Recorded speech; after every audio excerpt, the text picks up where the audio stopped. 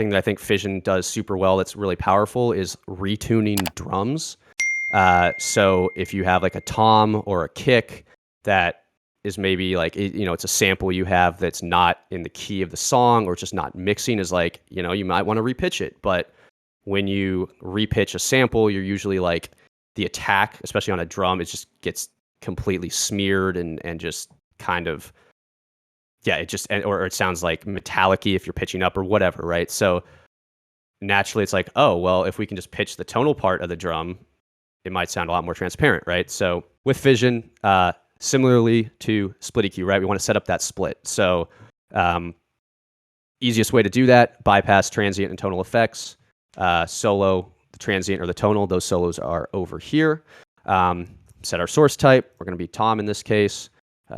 And then go ahead and, just isolate that initial smack, that initial attack of the drum from the kind of resonating body of it. So here we go. All right, well, here's the full drum. All right, now I'm going to isolate.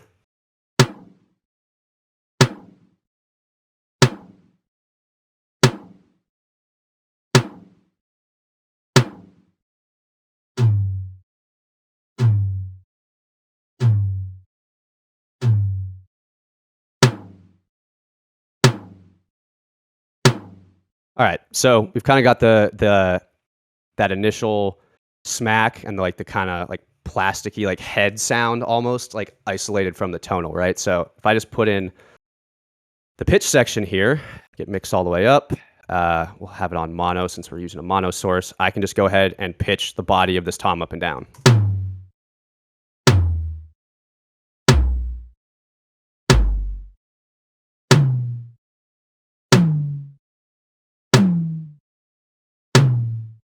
So I'm retuning that tom without affecting, or smearing that attack, right? So I could just go ahead and show what it sounds like if I were to pitch shift the whole signal so we can get kind of a A-B compare contrast. This focus slider in the middle, it's a little different from SplitEQ. These three parameters over here are the same, but the focus slider, it is still about separation, but what we're doing is basically biasing the split algorithm to favor regions of the signal as being transient or being tonal. So that might be, so basically, if it's in the middle, it's kind of unbiased. And as I push towards transient or tonal, it starts biasing more of the signal to be classified as transient. So if I go all the way tonal, it just considers the entire signal to be tonal now. So that's handy if you do want to run just one effect out of here that you really like on your whole signal, you can do that. So here's if I were to shift the entire signal, right?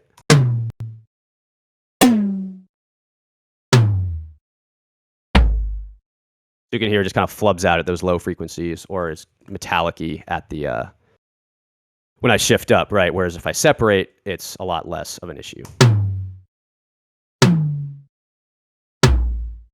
So yeah, that trick works great on toms, works great on kicks, even snares. Also if you have like a ringy snare or a snare where you want less body, like rebalancing just the transient and the tonal is super powerful.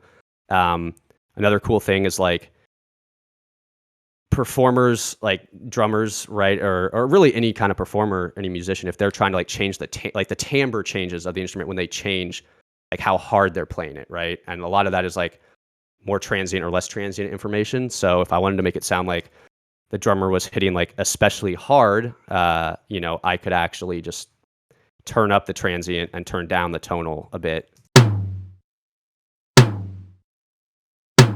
Bring back the gain on that.